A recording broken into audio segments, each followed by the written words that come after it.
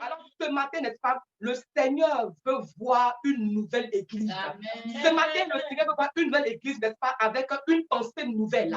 Le Seigneur veut voir une nouvelle église avec un esprit renouvelé. Amen. Le Seigneur veut voir en ce jour, alléluia, une nouvelle église avec une grande impactation, un grand changement. Amen. La parole de Dieu dit comme ça que les choses anciennes sont passées et voici, toutes choses sont devenues nouvelles. Voici pourquoi le thème de mon message ce matin, c'est tout simplement une nouvelle génération. Amen.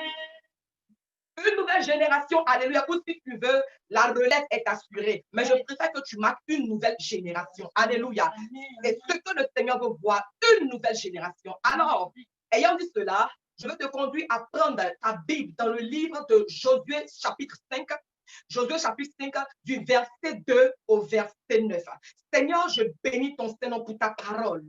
Je prie, oh Dieu, que ta parole, vraiment, qui est esprit et vie, viens nous communiquer la vie, viens nous communiquer vraiment la délivrance. Que ta parole ce matin vienne nous libérer. Que ta parole ce matin vienne nous faire du bien. Que ta parole ce matin nous donne d'entrer encore dans les profondeurs. Que ta parole ce matin, Seigneur, nous bâtisse et nous éduque au nom de Jésus. Que tout ce qui est distraction, que tout ce qui n'est pas de toi capitule et que toi seul règne en ce moment au nom de Jésus-Christ de Nazareth. Amen, amen. Alors nous sommes bel et bien dans le livre de Josué chapitre 5, verset 2 au verset 9. Amen.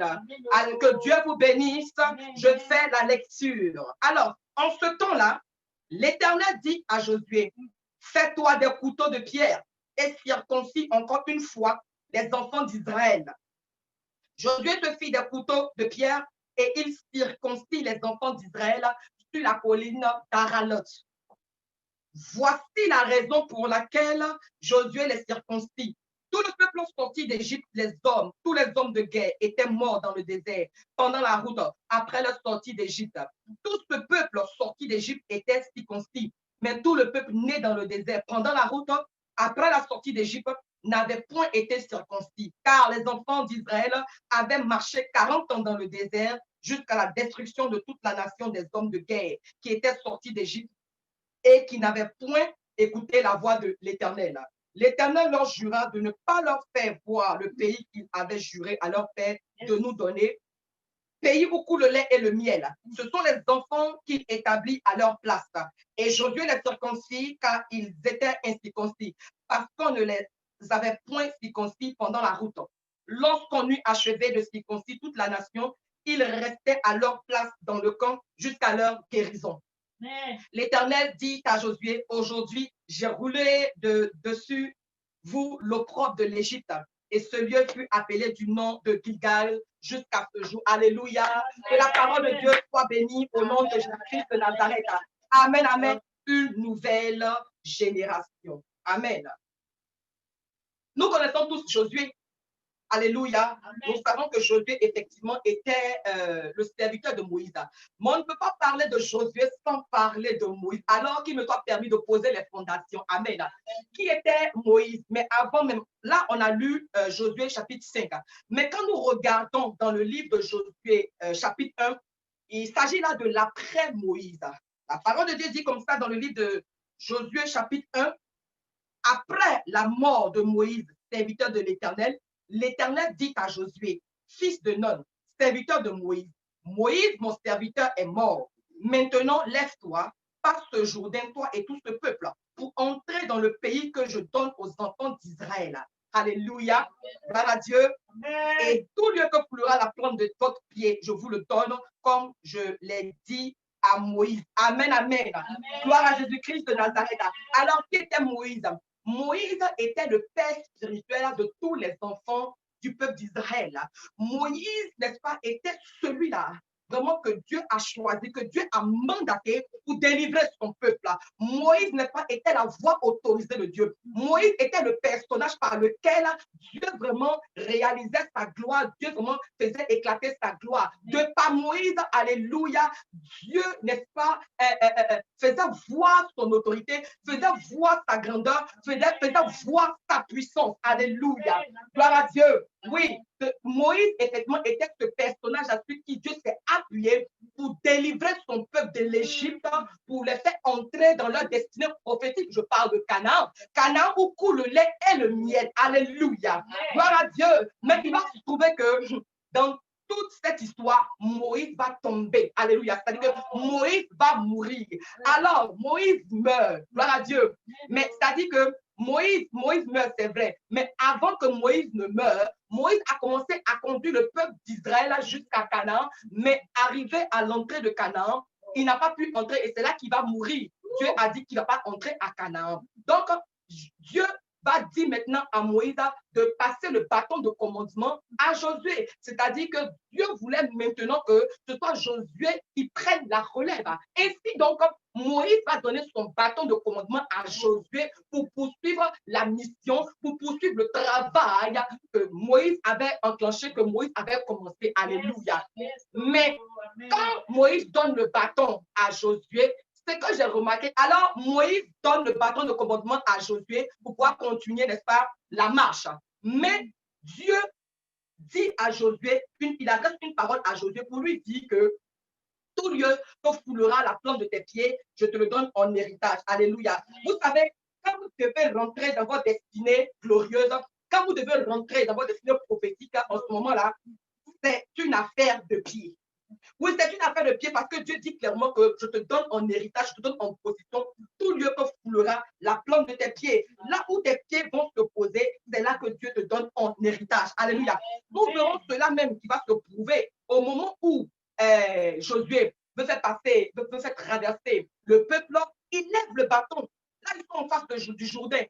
Josué lève le bâton et rien ne se passe. Alléluia. Josué lève le bâton et rien ne se passe. Alléluia. Mais on se souvient que quand Moïse levait son bâton, les choses se passaient. Lorsque Moïse utilisait le bâton, les choses se passaient. Lorsque Moïse déployait le bâton, les choses se passaient. Mais autour de Josué, le bâton ne faisait rien. Amen, amen. Gloire à Dieu. Mais quand Josué a déposé ses pieds dans le Jourdain, la Bible nous révèle que le Jourdain a été séché. Gloire à Jésus-Christ de Nazareth. Oui, Josué, avec l'assistance et le concours des 12 différents éléments des tribus d'Israël, n'est-ce pas, lorsqu'ils ont déposé le pied dans le Jourdain, la Bible nous dit comme ça que le Jourdain, n'est-ce pas, a séché. Alléluia. Oui. Souvent, quand il y a des combats, le bâton n'agit plus. Il faut les pieds et c'est Dieu qui détermine cela. Alléluia. Mais en fait, là n'est pas mon message. C'était vraiment une grosse parenthèse que j'ouvrais. Alléluia. La Bible dit que lorsque les Amoréens, lorsque les Cananéens, lorsque tous les ennemis d'Israël ont entendu que Moïse était mort, ils ont commencé à être contents. Ils étaient heureux. Ils étaient heureux de ce que Moïse était mort. Les ennemis d'Israël étaient contents de ce que véritablement Moïse était tombé. Alléluia. Pourquoi? Parce que justement, Moïse, oh my God, n'est-ce pas, suscitait de l'effroi dans le camp des ennemis. Les ennemis étaient contents de la mort de Moïse parce que justement, Moïse, n'est-ce pas, leur inspirait la crainte. Moïse leur inspirait la peur. Moïse était vraiment celui par qui Dieu passait pour faire échouer leur plan. Alléluia. Voilà pourquoi quand ils ont dit que Moïse était mort, ils étaient tout heureux. Alléluia. Gloire à Dieu. Alors voici que celui par qui Dieu agissait, celui-là, quand il criait à Dieu, Dieu répondait, il était mort. Alléluia. Celui par qui le bras de Dieu agissait était mort. Oui, celui-là vraiment par qui Dieu passait pour manifester sa gloire était mort. Alléluia. Et maintenant, les ennemis, ils vont voir un personnage qui va se présenter en la personne de Josué.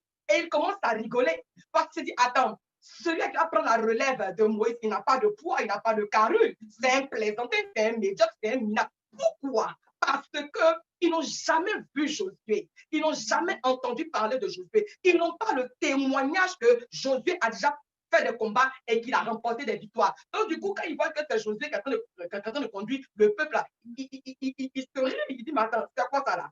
Mais Moïse est mort là, c'est fini. Israël, là, on les a dans nos poches maintenant. Qui est cette marionnette là? Qui est ce plaisantin? Alléluia. Gloire à Dieu. Amen. Il voyait dans le remplaçant de Moïse vraiment un homme sans valeur, un homme vraiment sans essence, si je peux le dire ainsi. Alléluia. Amen. Souvent, l'ennemi ne sait pas que même si Moïse est mort, le Dieu de Moïse est toujours vivant. Dis Amen là où tu es. Amen. Souvent, l'ennemi ne sait pas que même si Moïse est mort, le Dieu qui agissait dans Moïse n'est pas mort. Laisse-moi te dire, camarade, peut-être que dans ta famille, il y avait une personne qui était impressionnante, qui prenait soin de toi, qui gérait tes études. Peut-être que tu avais un oncle, une tante, un parent, un père, même une mère, un meilleur camarade vraiment qui prenait soin de toi, qui t'engraissait vraiment, alléluia, qui subvenait à tes besoins. Et il arrive que cette personne meurt. L'ennemi est content, les ennemis sont contents, mais ils ne savent pas que le Dieu qui passait par ce gars pour te bénir est encore vivant.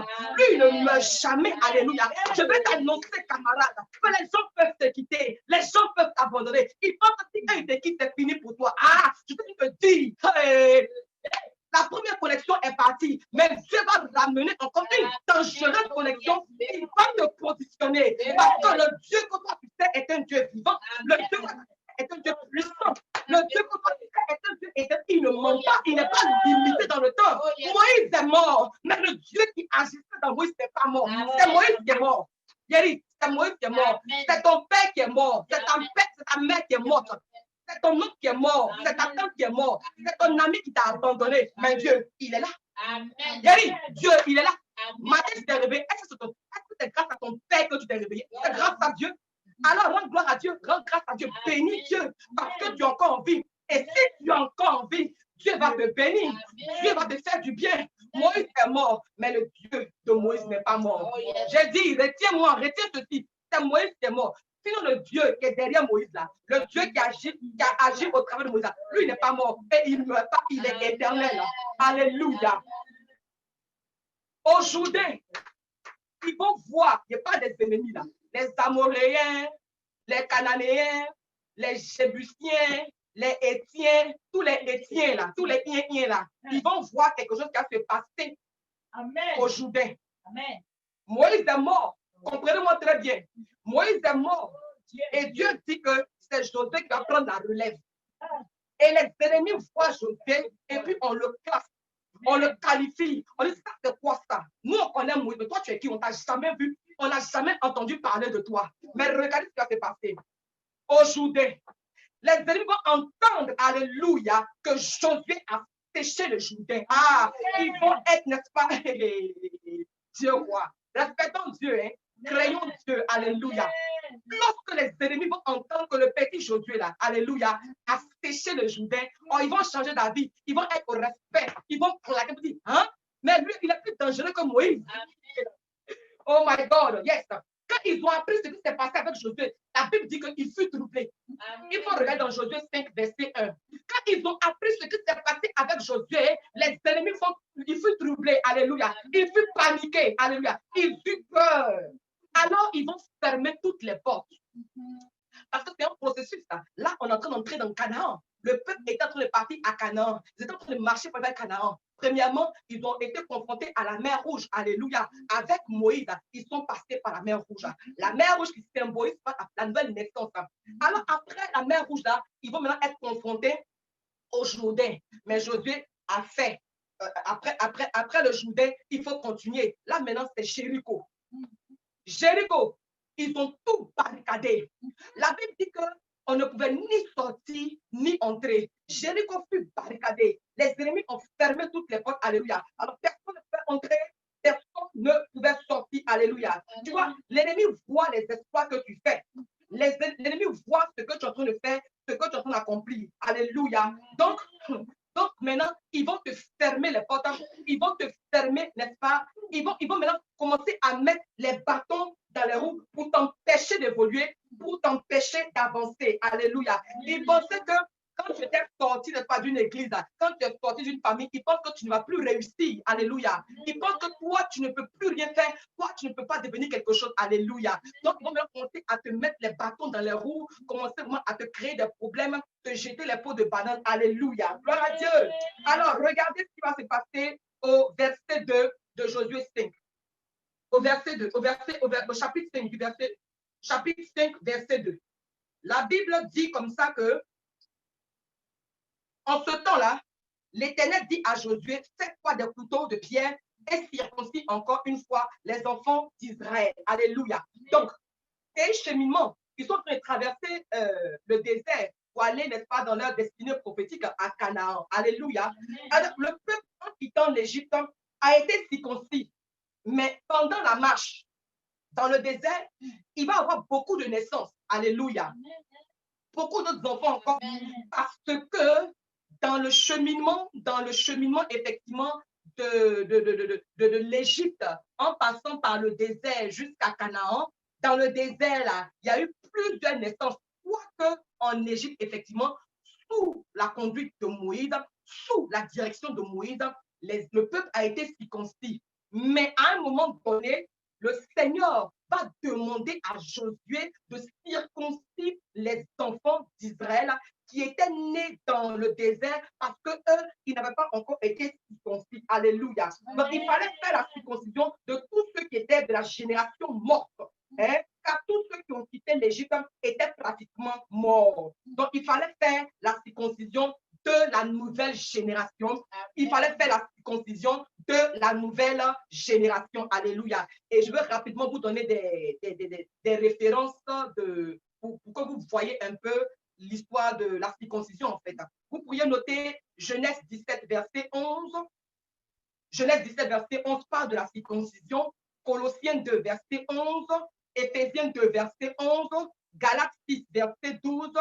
Philippiens 3, verset 3. Alléluia. Amen. Vous lirez ces passages-là et vous aurez encore plus d'idées, plus d'informations sur la circoncision. Écoutez-moi très bien ce matin. Je suis en train de dire qu'il y a des dimensions dans lesquelles, quand Dieu veut te faire rentrer, tu dois passer par la circoncision d'abord. Alléluia. Pour rentrer à Canaan, il fallait que le peuple passe par la circoncision. Car sans la circoncision, tu ne peux pas rentrer dans ta destinée prophétique. Est-ce que je parle à quelqu'un? Je dis, sans la circoncision, tu ne peux pas rentrer dans ta destinée prophétique. Alléluia. La circoncision, c'est quoi? Au juste, nous parlons de circoncision, mais c'est quoi la circoncision? Écoutez, la circoncision, quand vous prenez par exemple un bébé mâle, vous allez voir comme ça qu'on retire ce qu'on appelle le prépuce. Mais en réalité, quand on retire le prépuce, quand on ne retire pas le prépuce, ça n'a pas d'importance parce que le prépuce même là, c'est quelque chose qui est inutile et je ne sais pas pourquoi Dieu, n'est-ce pas, a placé ça sur l'homme. Mais ce qui est sûr, on doit le retirer. Parce que si tu ne le retires pas aussi, c'est-à-dire qu'il a beaucoup de bactéries, beaucoup de microbes. Alléluia. Donc, on doit le retirer. Alléluia. Donc, simplement, retenez que la circoncision, n'est-ce pas, c'est retirer tout ce qui est inutile dans nos vies. Amen. La circoncision, c'est bel et bien retirer tout ce qui est inutile dans nos vies, Amen. Tout ce qui n'est pas important, tout ce qui n'est pas essentiel. Je te parle par exemple des critiques, des murmures. Je te parle, n'est-ce pas, des choses mondaines. Je te parle, n'est-ce pas, de l'idolâtrie. Je te parle de la colère, des querelles. Je te parle de l'hypocrisie. Toutes ces choses-là, elles ne sont pas utiles, elles sont inutiles. Alors, ce sont des choses que tu dois ôter de toi. Ce sont des choses que tu dois ôter de ton sein. Alléluia. Amen. Gloire à Dieu. Amen. Mais ce qui est remarquable, c'est que, n'est-ce pas, la circoncision ne se fait pas n'importe où. La circoncision se fait à un endroit précis. Vous verrez cela dans le livre, effectivement, de Josué 5, au verset 3. La Bible donne instruction à Josué pour dire exactement où la circoncision doit avoir lieu. On lit dans Josué 5, 3. Josué se fit des couteaux de pierre et il circoncit les enfants d'Israël sur la colline d'Aralot. Alléluia. Amen. Oui, c'est sur la colline d'Aralot, n'est-ce pas, que la circoncision doit avoir lieu. Qu'est-ce que ça veut dire, Aralot? Aralot, n'est-ce pas, signifie prépuce. Gloire à Dieu. Donc, c'est-à-dire que c'est là qu'on jette tout ce qui est inutile. C'est à la lotte, n'est-ce pas, qu'on jette tout ce qui est prépuce sur la colline. C'est quoi une colline? Laisse-moi te dire que la colline, n'est-ce pas, c'est tout simplement la présence de Dieu. Et d'ailleurs, tout ce qui est élevé, ça fait référence à la présence de Dieu. La colline, la montagne. Quand on te parle de colline, quand tu lis la Bible, on te parle de colline, on te parle de montagne, ça représente la présence de Dieu. Alléluia. En d'autres termes, c'est dans la présence de Dieu que tu peux retirer, n'est-ce pas, ce qui est inutile. Dans la présence de Dieu. C'est en Christ Jésus, que tu peux retirer, n'est-ce pas, tout ce qui n'est pas important. La Bible dit, tout est permis, mais tout ne m'est pas utile. Tu le vois dans 1 Corinthiens 10, verset 23. Alléluia. C'est dans la présence de Dieu que tu dois avoir un esprit nouveau. C'est dans la présence de Dieu que tu dois avoir un cœur pur. Alléluia. C'est dans la présence de Dieu, n'est-ce pas, que tu dois quitter tout ce qui est impur. Alléluia.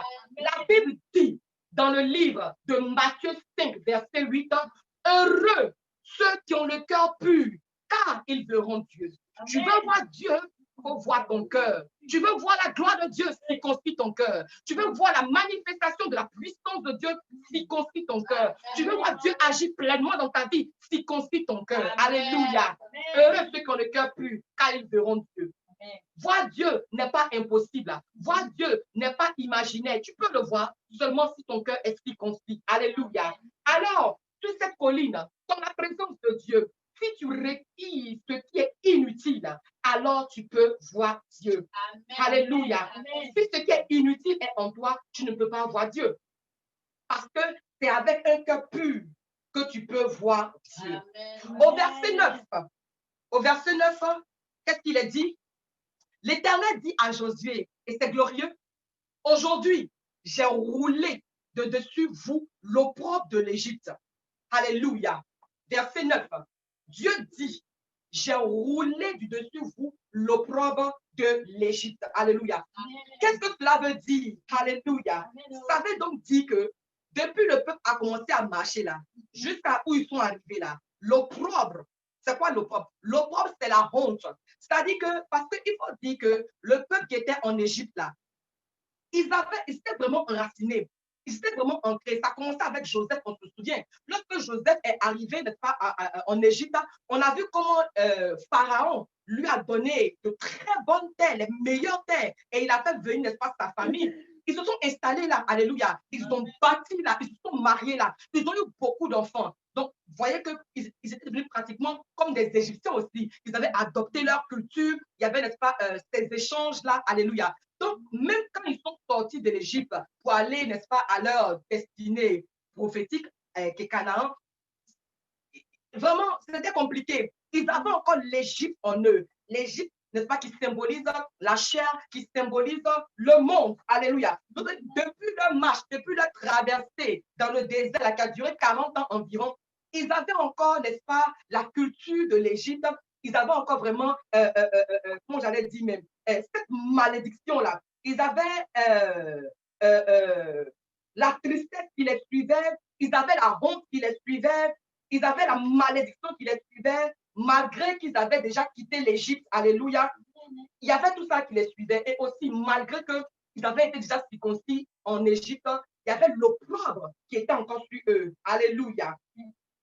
Donc, Dieu dit à Josué au verset 9 que aujourd'hui, j'ai retiré, j'ai fait lever l'opprobre de l'Égypte sur les enfants d'Israël. Alléluia. Ça veut dire quoi? Ça veut dire que depuis que tu es chrétien,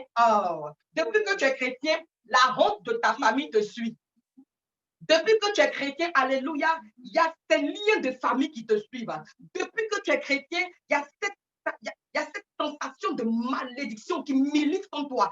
Depuis que tu es chrétien, depuis des années, tu vois que vraiment ta vie est en train de tourner en rond. Tu peux voir que tu es un enfant, tu es brillant. Tu peux voir que tu es une fille, tu es belle, tu es brillante et que vraiment tu as de l'avenir. Mais en fait, tu n'es pas en train de percer Tu n'es pas en train de réussir parce que justement, il y a l'opprobre de ta famille qui est sur toi, qui milite contre toi et qui est assis sur toi. Alléluia. Et qui est engagé, n'est-ce pas, à lutter contre ta bénédiction, engagé à lutter contre ta percée. Alléluia. Alors, il te faut la délivrance de Josué. Il te faut la délivrance spirituelle. Amen, amen. Pourquoi? Parce que le peuple n'a pas été circoncis sur la colline d'Aralot. Le peuple a été circoncis sous un ciel sombre. Le peuple a été circoncis sous un ciel noir. Le peuple a été circoncis sous le ciel, n'est-ce pas, de l'Égypte. Alléluia. Un ciel qui n'avait pas la présence de Dieu. C'est pourquoi le feu les dévorait. C'est pourquoi la terre pouvait s'ouvrir et les avaler. C'est pourquoi les serpents pouvaient les piquer. Alléluia. Amen. Gloire à Dieu. Amen. Et c'est la grâce de Moïse, justement, n'est-ce pas, qui les soutenait. C'est la grâce de Moïse qui agissait en eux. Sinon, c'était un peuple mort. C'était un peuple qui n'avait pas la présence de Dieu en eux. On peut le voir d'ailleurs dans leur marche. Les gars ont commencé à marcher, les murmures, les plaintes. Nous, on a faim. Ah, Moïse, on a faim. Ah, les critiques, les murmures, les bavardages. Alléluia. Vraiment, ce n'était pas facile. Regardez, quand ils étaient dans le désert, vraiment, c'était des plaintes, l'idolâtrie. Ils ont bâti les veaux d'or. Vraiment, ce peuple-là, c'était compliqué. Alléluia. Amen. Tous ceux qui ont ce comportement sont des personnes qui ne sont pas encore circoncis, tout simplement. Amen. Ce sont des personnes qui ne sont pas encore circoncis, sous un bon ciel. Parce que si tu es circoncis, alléluia, sur la colline, si tu es circoncis dans la présence de Dieu, forme des clans. Observez très bien, dans les assemblées, quand les gens ne sont pas circoncis, ils forment des clans pour critiquer les frères, des clans pour critiquer les sœurs, des clans vraiment pour critiquer, hein, pour vilipender les plus faibles, les clans pour critiquer le pasteur, alléluia, les clans pour murmurer, les clans pour se moquer. Ça, c'est quand ton cœur n'est pas encore circoncis, alléluia. Hein, quand ton cœur n'est pas encore circoncis, tu milites pour détruire l'œuvre de Dieu que tu n'as pas bâtie. L'œuvre que tu n'as pas bâti, ou tu ne te saignes même pas. Mais c'est toi qui as la force, n'est-ce pas, pour détruire l'œuvre de Dieu. Alléluia. C'est quand tu n'es pas circoncis. C'est pourquoi Dieu a dit à Josué, Josué, mon serviteur, s'il te plaît, il faut circoncire le peuple. Alléluia. Ce matin, Dieu m'envoie circoncire ton cœur. Amen. Ce matin, Dieu m'envoie circoncire ton peuple, ton cœur. Parce qu'en fait, il y a une raison. C'est une bonne chose que ton cœur soit circoncis. Tu comprendras ça tout à l'heure. Alléluia. Gloire à Dieu. Hein? Le peuple rebelle, ce peuple qui continue de murmurer, malgré que Dieu est en train, n'est-ce pas, de les conduire vers les destinées prophétiques. Je veux dire à quelqu'un ce matin qui est connecté, qui me voit. Toi, tu ne vois pas. Tu ne vois pas, tu ne sais pas ce qui se passe là-haut. Dieu est au-dessus de toi. Lui, il sait toutes choses, il connaît toutes choses. Tu n'as même pas idée que Dieu vraiment est en train de tout orchestrer pour t'emmener quelque part, pour t'envoyer quelque part. Toi, tu ne sais pas, mais tout ce que toi, tu sais là, c'est comment tu as boycotté l'œuvre de Dieu. C'est comment tu vas boycotter l'action de Dieu dans ta vie. C'est comment tu vas faire pour que vraiment Dieu même, il s'éloigne de toi. Alléluia. Amen. Mais c'est ça, quand ton cœur n'est pas circoncis là, c'est comportement comme ça que tu as. C'est toi qui murmures. Quand tu as reçu une parole qui n'est pas encore arrivée, tu murmures. Tu commences à murmurer, tu es déçu, tu es découragé, alors que tu ne sais même pas ce que Dieu est en train de te préparer. Quand c'est comme ça, là, Dieu dit que ton cœur n'a qu'à être circoncis. Ton cœur doit être circoncis parce que Dieu est sur le point de t'introduire dans ta destinée glorieuse. Le peuple a quitté Égypte. Le peuple a quitté Égypte. Il partait où? Il partait à Canaan. Mais Dieu dit, attends, calmez-vous. Vous partez où à Canaan? À Canaan, on ne murmure pas là-bas. À Canaan, on ne bavarde pas là-bas. À Canaan, on n'a pas un mauvais cœur. Donc, avant, vous allez rentrer dans Canaan là. Et circoncisez vos cœurs. Est-ce que tu comprends en fait l'essence du message? Dieu dit que je vous envoie quelque part à Canaan, là-bas, là, il y a le lait, il y a le miel, il y a les anges, il y a l'épanouissement, il y a la gloire, il y a la joie. Mais là-bas, là, on ne critique pas. En toi, critique là, c'est encore dans ton cœur, boulé comme ça. Colère, c'est encore dans ton cœur, boulé comme ça. Manque de pardon, c'est rempli ici comme ça, il n'y a pas place même. Dieu dit, mon petit, ma petite, je te bénis, hein. Je vais t'envoyer à Canaan. Mais avant tu vas rentrer en Canaan, là, ton cœur, il faut couper ça un peu, il faut diminuer ça un peu, il faut abaisser ça un peu. Colère n'a qu'à quitter en toi, d'abord. C'est de ça qu'il s'agit. Yes. Amen, amen. Quand Dieu veut te faire entrer dans ta destinée glorieuse, quand Dieu veut te faire entrer dans ta destinée prophétique, quand Dieu veut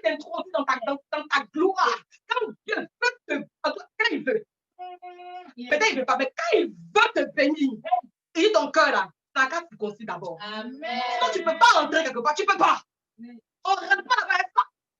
Tu es tellement pur, tellement saint. Tu es condamné à ton travail. Il dit non, non, vous t'es calmé d'abord.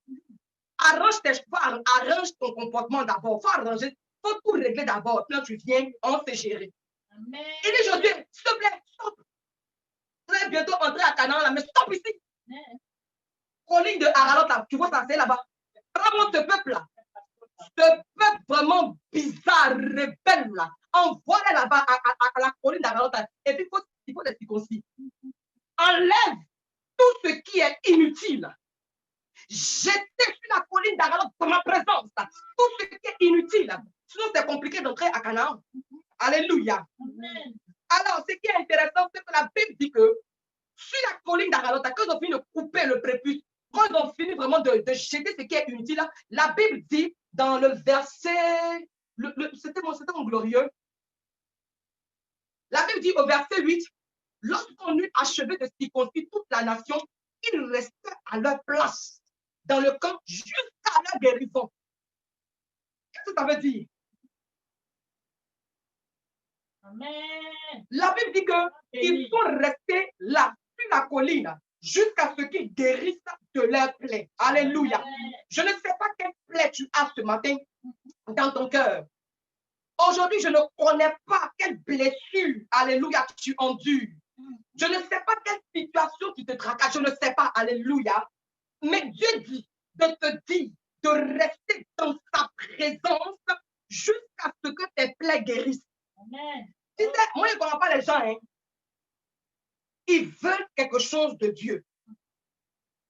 Ce que tu veux de Dieu là, tu ne peux pas recevoir ça dans sa présence. Amen. Donc, c'est pour attendre dans sa présence jusqu'à ce que tu veux là arrive. Amen. Bon, quand tu te déconnectes, quand tu sors là, what do you expect? Qu'est-ce que tu veux encore? À quoi tu t'attends? Ce matin là, de par cette écriture, le Seigneur dit qu'après la circoncision là, il faut rester là tranquillement jusqu'à ce que tu guérisses. Amen. Parce que la circoncision, c'est dans la chair. Il y a une plaie, il y a une blessure.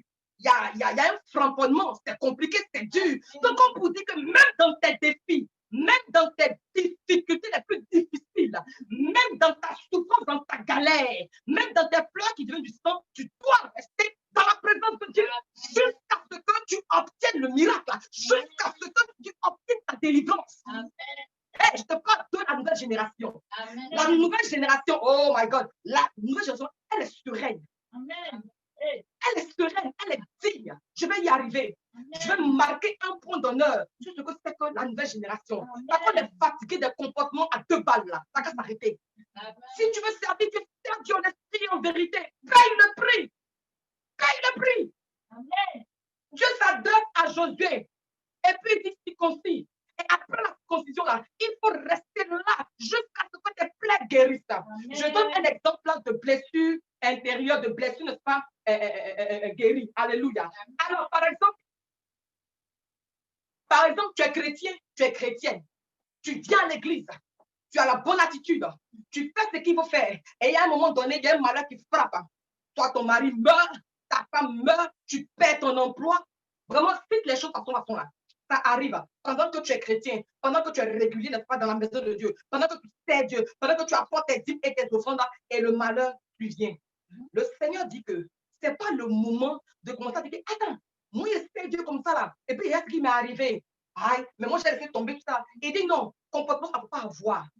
Et d'ailleurs, tu dois être blessé.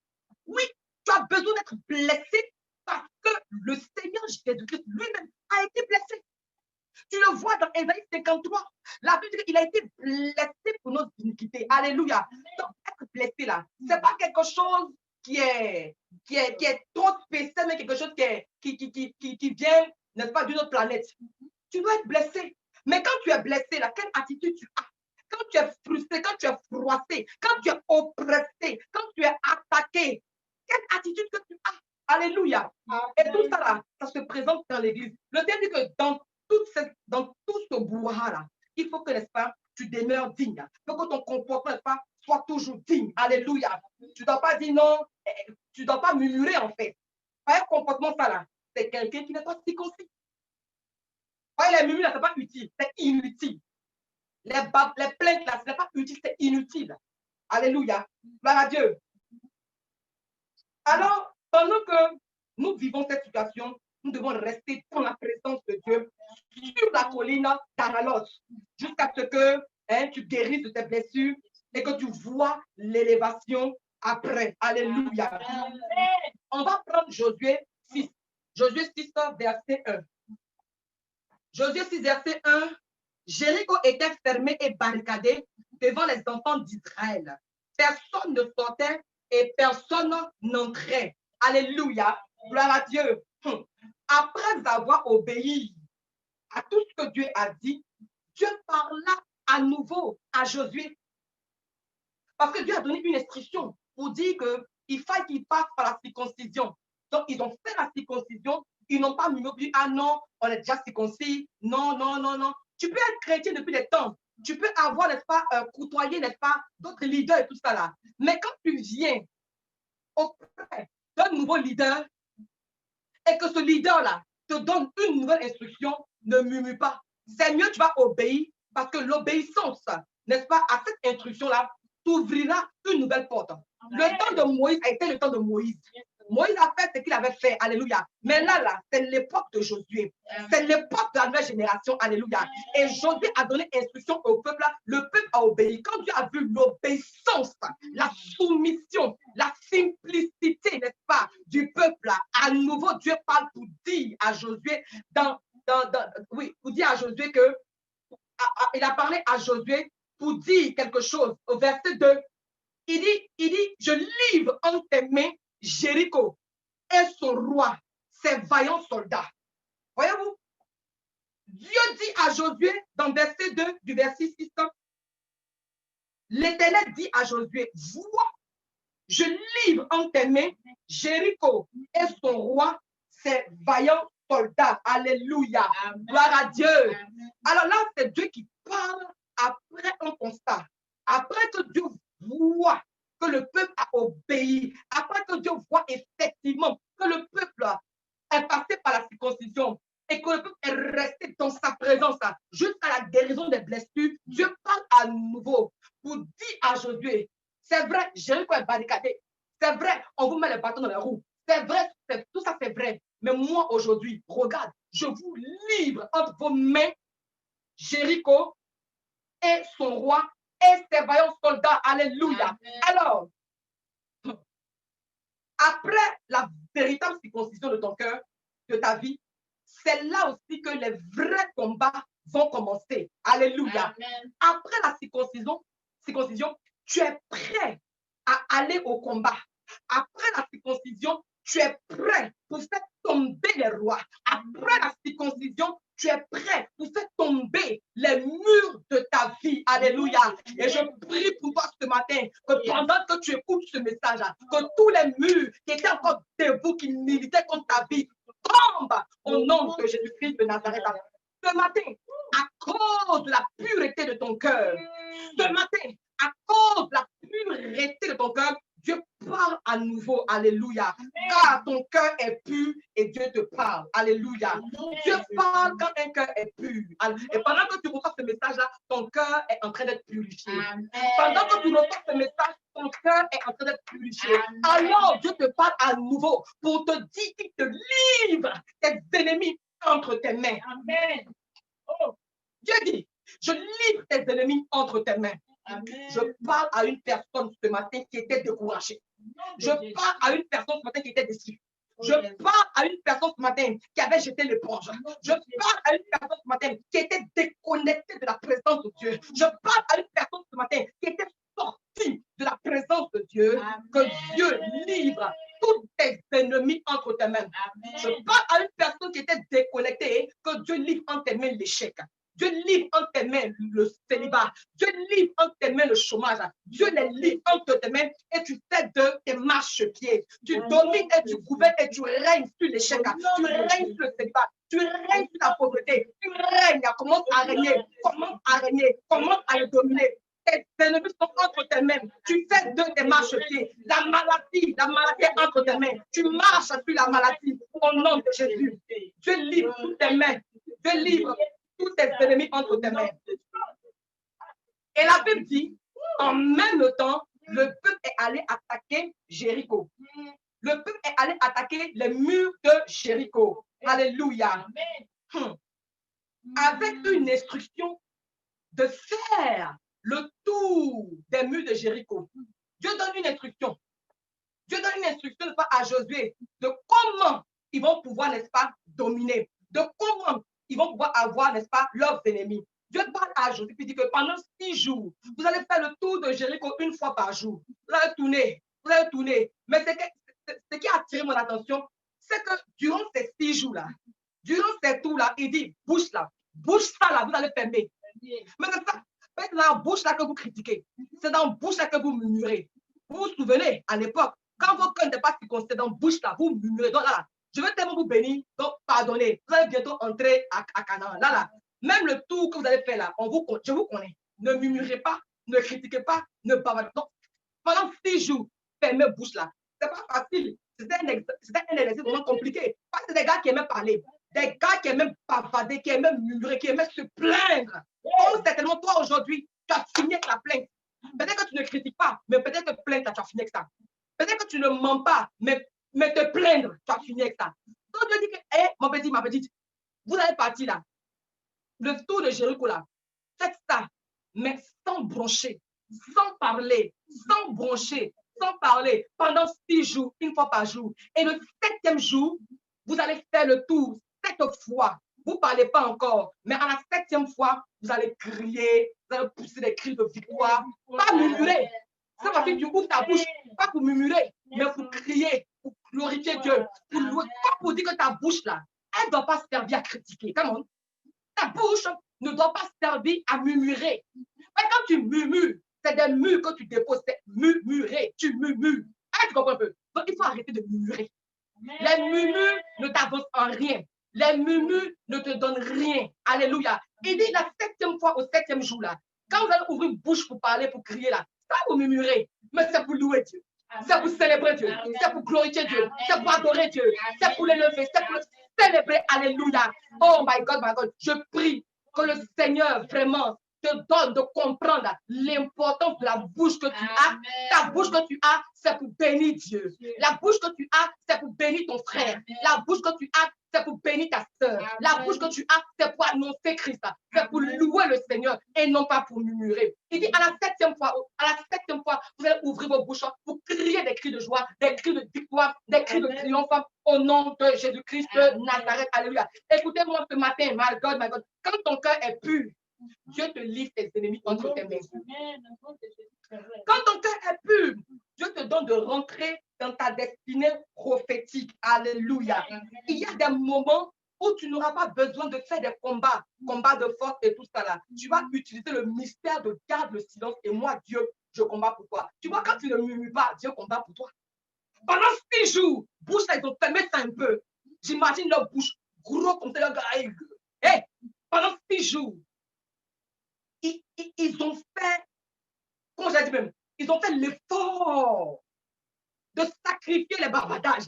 Ils ont fait l'effort de garder leur bouche pure pendant 6 jours. Et même 7 jours, pourquoi pas même. C'est au soir du 7e jour qu'ils ont parlé. Pendant 6 jours, alléluia, ils n'ont pas parlé, ils n'ont pas murmuré, ils n'ont pas critiqué, ils n'ont pas vilipendé, ils n'ont pas insulté, ils n'ont pas été méchants. Pendant 6 jours, alléluia. Oui, il y a des moments où bavardage là, tu dois quitter ça un peu. Où les bavardages là, tu dois te séparer un peu. Dieu est sage, Dieu est grand, il sait toutes choses.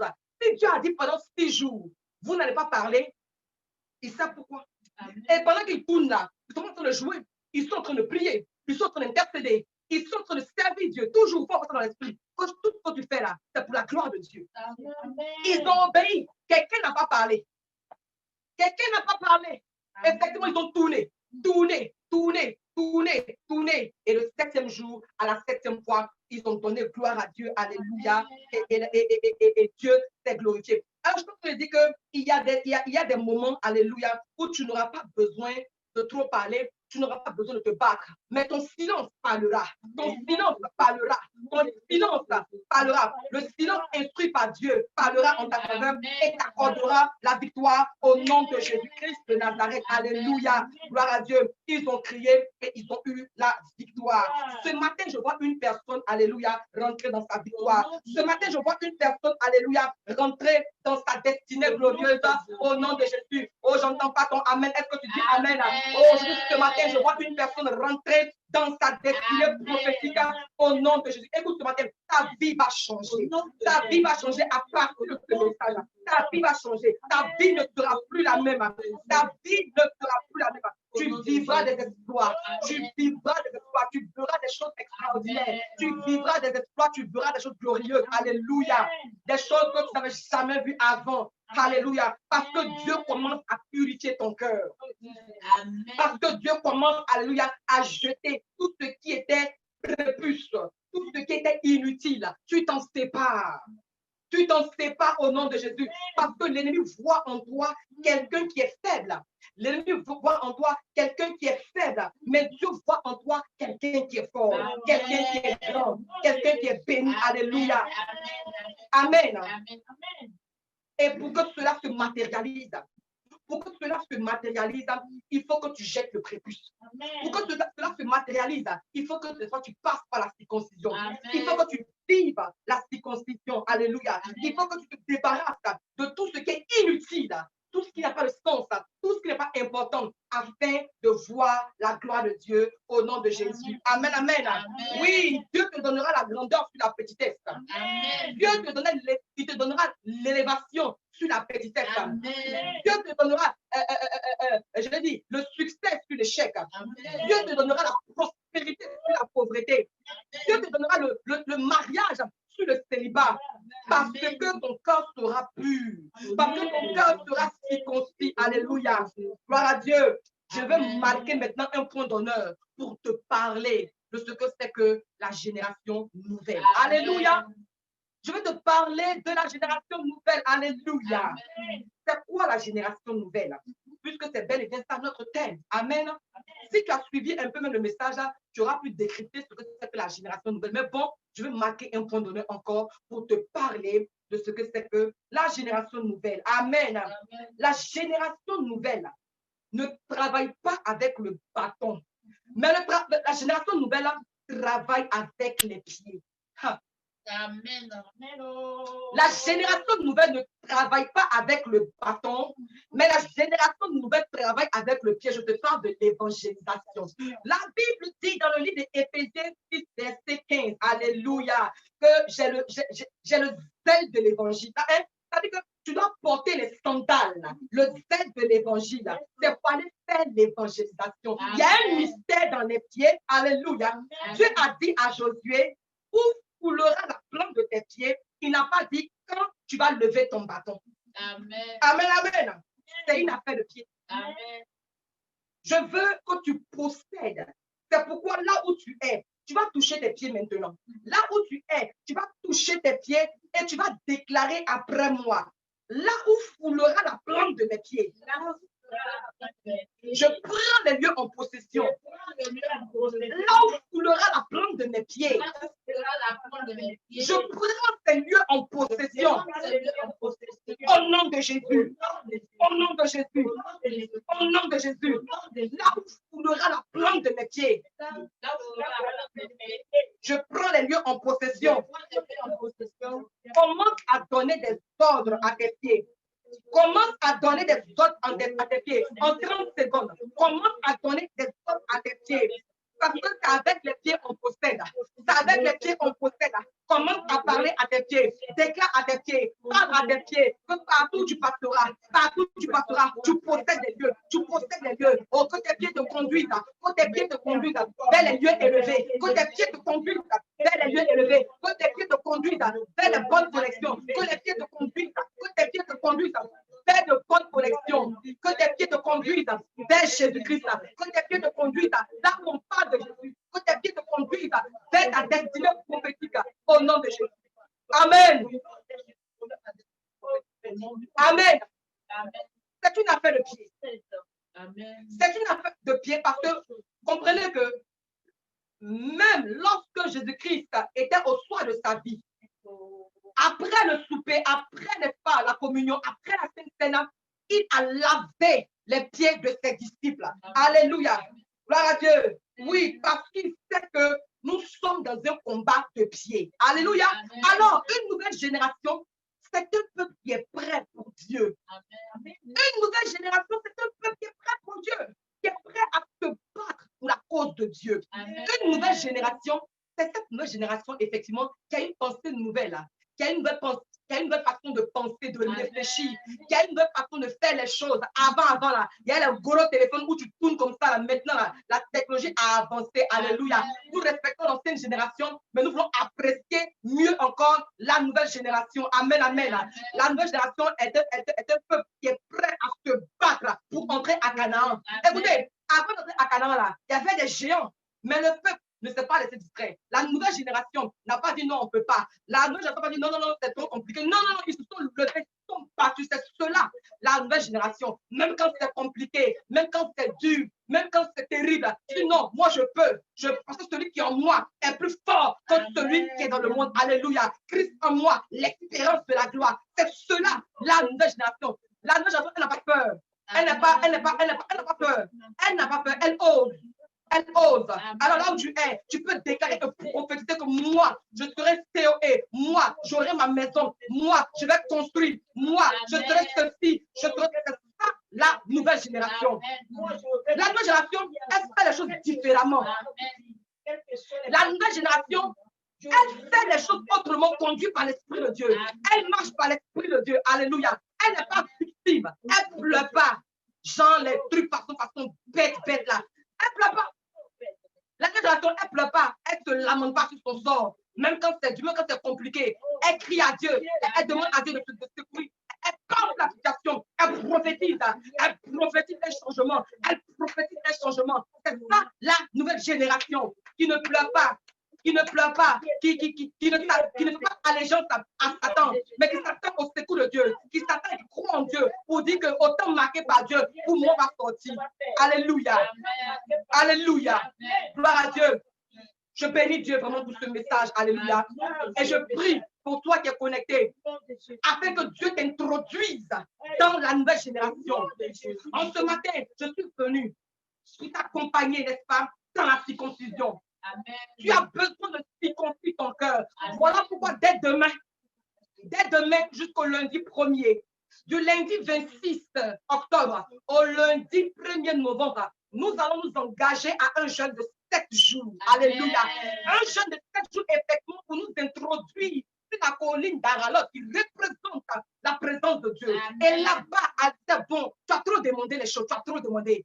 Demain, là, on n'a qu'à se prosterner devant Dieu pour circoncire cœur. Amen. Toi, tu es coléreux, tu es colérique. Tu es méchant, tu es mauvais. C'est nous tous. Ce n'est pas une accusation. On voit ici que quand Dieu veut te bénir, là, quand il veut te faire entrer dans le Canaan, là, tu as besoin d'avoir de circoncire ton cœur. Alors, ce message, quand il est venu, c'est parce que parmi nous, ou même nous tous, même nos cœurs, là, c'est pas bien circoncis. Il y a encore des choses qu'on doit retirer afin de voir la gloire de Dieu. Alors, dès demain, Moïse, il a fini pour lui. Là, Pasteur Jacques dit, demain, lundi 26 octobre jusqu'au lundi 1er novembre, toute la famille de la nouvelle alliance en Jésus-Christ va rentrer dans un temps de jeûne de 7 jours. 7 qui te parle de la perfection. Pendant 6 jours, ils ont tourné en rond comme ils ont tourné. Mais au 7e jour, alléluia, la Bible dit qu'ils ont possédé. Les murs de Jéricho sont tombés. Il y a un mystère. Donc, du lundi 26 au lundi 1er novembre, et d'ailleurs, on rentre dans le nouveau mois, nous allons jeûner pour circoncire nos cœurs. Trop, c'est trop. Trop, c'est trop. On est chrétien depuis longtemps, mais on ne voit pas la gloire de Dieu. Mais tu peux voir la gloire de Dieu si tu es méchant. Tu ne peux pas voir la gloire de Dieu si tu t'es déconnecté. Tu ne peux pas voir la gloire de Dieu si tu as méprisé Dieu. Parce que comportement tu as eu là, tu as méprisé Dieu quelque part. Alléluia. Donc, tout simplement, nous bénissons Dieu pour ce merveilleux message-là, alléluia, qui nous parle de la nouvelle génération. Et on t'explique que la nouvelle génération a besoin de passer par la circoncision. Amen. Et en fait, même aussi là, la circoncision, c'est un signe d'alliance avec Dieu. Amen. Parce que tu décides, n'est-ce pas, de te séparer, de jeter l'ancienne nature, de jeter l'ancien moi, le renoncement de ta personne et de suivre vraiment Jésus-Christ. C'est ça la circoncision. La circoncision, c'est la nouvelle naissance. La circoncision, c'est la nouvelle alliance. La circoncision, c'est le dépouillement. La circoncision, c'est quand vraiment tu déposes, tu jettes, tu te sépares de ce qui est inutile. Ce qui est inutile là, ce sont les œuvres de la chair. Ce sont les œuvres de la chair. Tu veux voir Dieu dans ta vie, tu veux voir la gloire de Dieu, rentre dans la présence de Dieu. Va sur la colline d'Aralot et commence à te dépouiller. Commence à jeter, commence à couper. La circoncision, ça fait mal. Ça fait mal, c'est douloureux, c'est pas facile. Mais c'est le prix à payer. C'est le prix à payer pour rentrer dans Canaan. Quand tu auras obéi, oh, rassure-toi que peu importe les murs de Jéricho, peu importe qu'on ait fermé le portail, peu importe qu'on dise que personne ne représente, Dieu t'enverra le secours. Il te donnera la stratégie que tu vas employer, n'est-ce pas, j'allais dire, pour avoir ta victoire. Alléluia. Après ta circoncision, Dieu te parlera. Après ta circoncision, Dieu te livrera tes ennemis entre tes mains. Que Dieu vous bénisse. Que la grâce et la faveur de Dieu vous soient multipliées en abondance. Que la circoncision pure, la circoncision des cœurs, la circoncision des corps, la circoncision à tous les niveaux s'attache à vos vies au nom de Jésus. Marchez en nouveauté de vie. Reflétez Christ. Alléluia. Reflétez Christ. Alléluia. Vivez vraiment une vie pure, une vie sanctifiée, une vie qui vient du ciel, une vie de là-haut. Que vous soyez le miroir, que vous soyez le miroir vraiment de là-haut sur la terre. Que vous soyez vraiment la génération qui agit par les pieds et non pas par le bâton. Soyez une génération qui se lève pour aller annoncer l'évangile. Alléluia. Qui n'utilise pas un autre artifice, mais qui marche, alléluia, vraiment, qui utilise ses pieds pour courir, pour aller annoncer Christ. C'est cela. Que Dieu vous bénisse. Que sa grâce et sa parole soient sur vous au nom de Jésus. Amen, amen, amen. Soyez bénis.